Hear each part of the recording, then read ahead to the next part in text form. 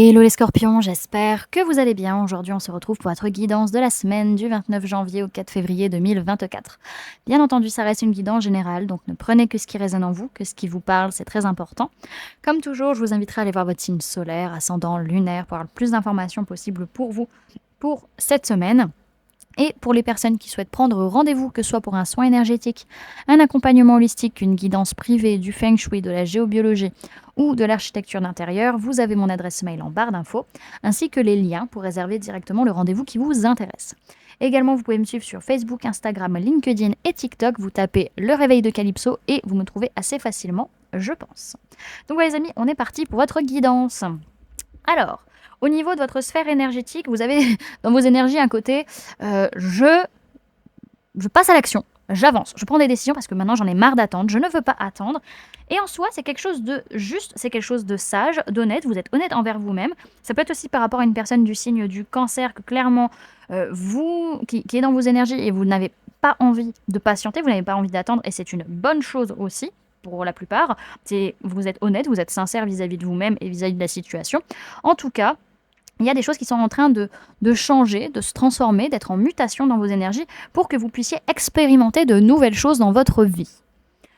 Ensuite, au niveau matériel physique, votre vie de tous les jours, on peut me parler d'une personne de signe de terre, taureau, vierge, capricorne, par rapport à qui vous faites des projections. Peut-être que cette personne est en miroir par rapport à vous, donc ça va être un peu une relation miroir qui va vous montrer des choses sur vous-même, sur vos blessures, sur vos pardons, sur ce que vous avez encore à travailler.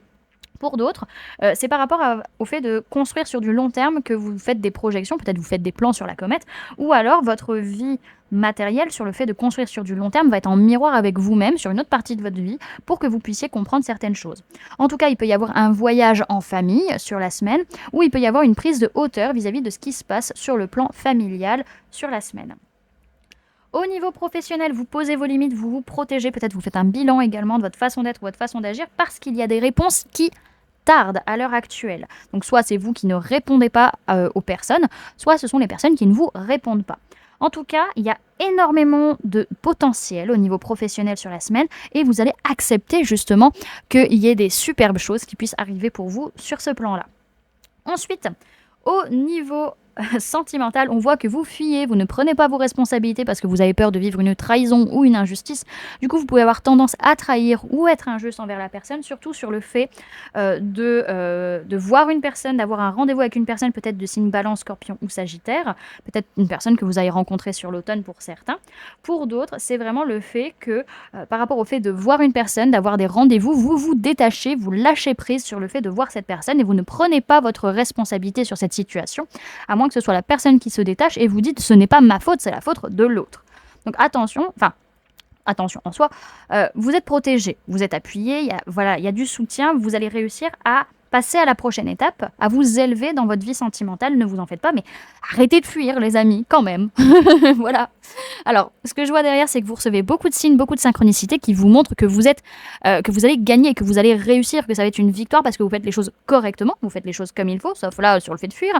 Voilà, il faut pas fuir, voilà, tout simplement. Faut être là, présent.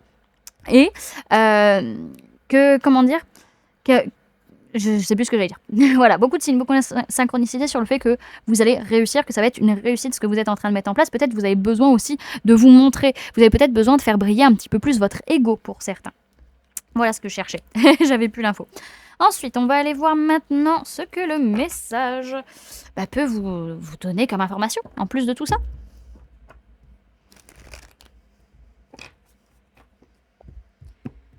Ta-da-da-da. Alors, Scorpion du 29 janvier au 4 février 2024, s'il vous plaît, mes guides.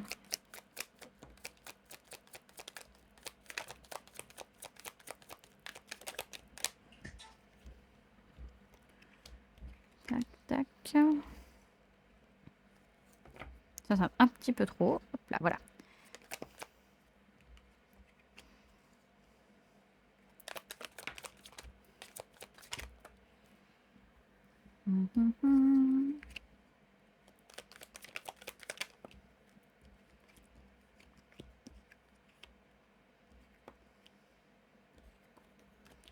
Et Hop, alors dans un premier temps, je vais vous dire les signes du zodiaque qui ressortent de votre tirage. Comme ça, vous pourrez voir par rapport aux personnes qui vous entourent si ça vous parle. Sinon, ce seront les énergies de la carte qu'il faudra prendre en compte. On peut parler d'une femme ou d'une polarité féminine. On peut parler de personnes de signes d'air, Gémeaux, Balance, Verseau.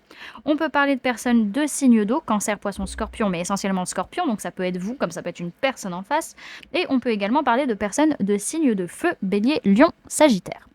C'est une semaine où vous vous projetez, vous dites ouais, je vais peut-être aller voir cette personne, je vais peut-être bouger, je vais peut-être déménager. En tout cas, il y a des plans sur la comète qui sont faits sur une action à mettre en œuvre, soit vis-à-vis d'une femme ou d'une polarité féminine, que soit vous la personne en face, soit vis-à-vis de quelque chose qui est en train de se préparer, qui est en gestation.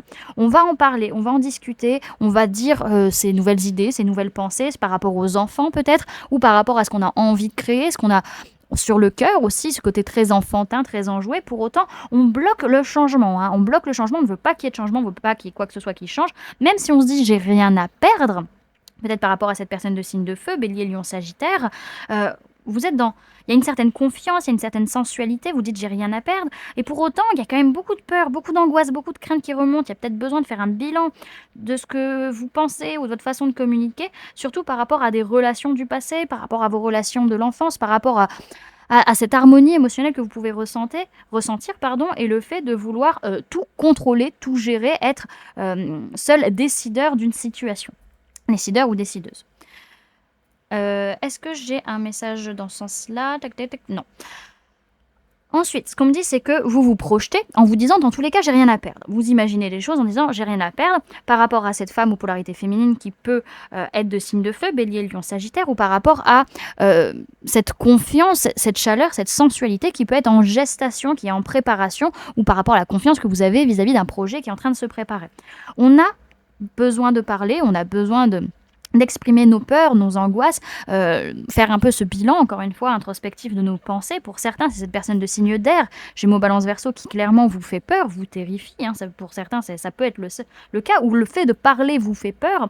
En tout cas, soit par rapport à vos enfants ou par rapport à une personne de signe d'eau, donc ça peut être vous, ça peut être une autre personne, ou par rapport à ce que vous avez sur le cœur ou ce que vous avez envie de créer. Il y a beaucoup d'amour, beaucoup d'harmonie, il y a une notion de retrouvailles, de retrouver son enfant intérieur aussi, mais pour autant, vous ne voulez pas de changement, vous bloquez le changement parce que vous voulez être la seule personne qui puissiez contrôler ce qui se passe dans votre vie et ne pas vous laisser malmener par ce qui pourrait arriver que vous ne pourriez pas contrôler en fait.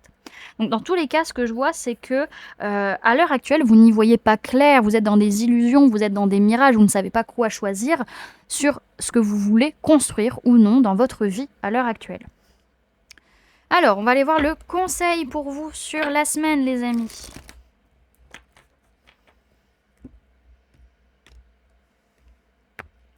Alors, message et conseil pour les scorpions pour la semaine du 29 janvier au 4 février 2024. On a l'éveil avec Ostara.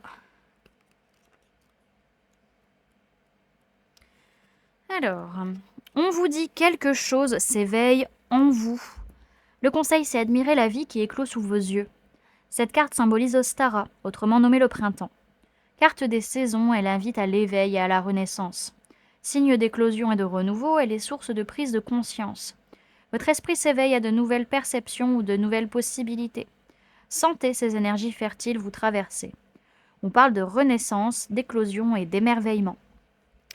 Voilà, du coup les amis, ce que je pouvais vous donner comme information pour cette semaine. J'espère que cette guidance vous aura plu, vous aura parlé, aura pu vous aider. N'hésitez pas à me dire en commentaire comment ça se passe pour vous cette semaine et comment cette guidance a résonné en vous. N'hésitez pas également à laisser un j'aime si la vidéo vous a plu, à la partager si vous le souhaitez et à vous abonner si ce n'est pas déjà fait en activant la petite cloche qui se trouve juste à côté pour ne louper aucune sortie de vidéo. Et pour les personnes qui souhaitent montrer leur soutien à la chaîne, vous pouvez mettre en commentaire « Je m'éveille au changement dans ma vie ». Voilà du coup les amis, je vous fais plein de gros bisous, prenez bien soin de vous, à très bientôt, bye.